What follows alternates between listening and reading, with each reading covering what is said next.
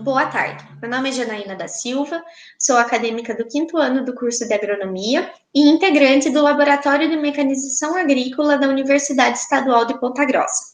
O título do meu trabalho é Análise de Crescimento de Plantas de Batata Doce.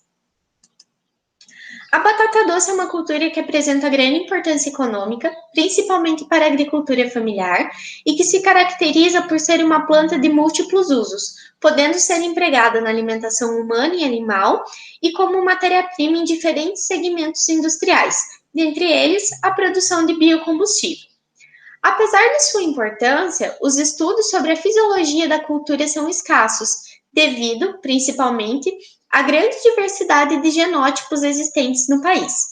Portanto, esse trabalho teve como objetivo realizar a análise de crescimento de 2 genótipos não identificados de batata doce e avaliar a sua aptidão para diferentes usos. O experimento foi realizado em condições de campo, no acampamento Emiliano Zapata, no município de Ponta Grossa, Paraná. Foram realizados 2 ensaios distintos, cada um utilizando um dos genótipos não identificados, os quais foram genericamente nomeados como BD1 e BD2. Em ambos os ensaios, foi utilizado delineamento experimental de blocos ao acaso, com 4 repetições, sendo que os tratamentos consistiram em 6 épocas de colheita. Em cada colheita, foram determinadas a massa seca dos diferentes órgãos das plantas e a sua área foliar.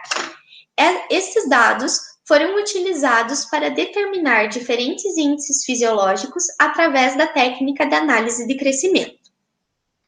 Os dados foram analisados por meio de análise de regressão, utilizando o software estatístico CISVER.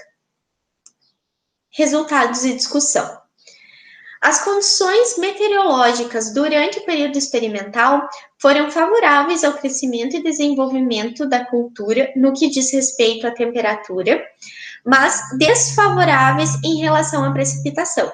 Isto porque a cultura da batata doce demanda de 500 a 600 milímetros de água ao longo do seu ciclo, e a precipitação acumulada durante o período experimental foi de somente 300 milímetros.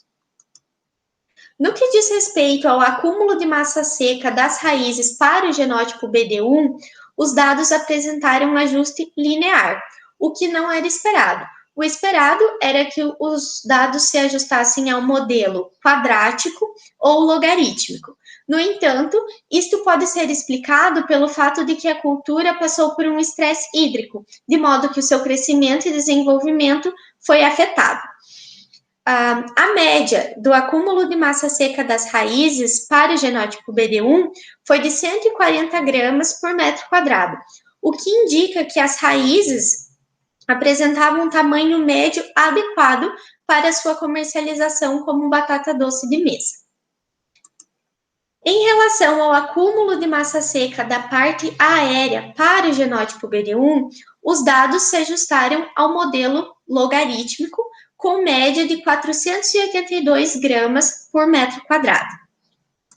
Para o genótipo BD2, tanto o acúmulo de massa seca das raízes como da parte aérea se ajustaram ao modelo quadrático.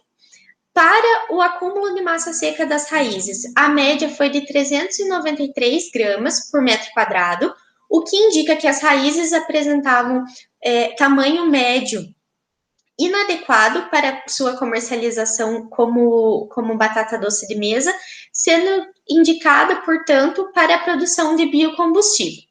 Além disso, em relação ao acúmulo de massa seca da parte aérea, esse genótipo apresentou média de 575 gramas por metro quadrado, o que indica que ele apresenta boa produção de massa seca de parte aérea, podendo ser utilizado na alimentação animal.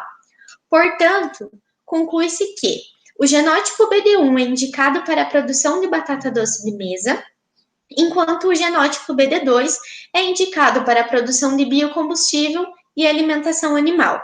Além disso, são necessários estudos complementares com vistas a aprimorar a técnica aplicada, as análises estatísticas e ajuste dos modelos. Muito obrigada pela atenção.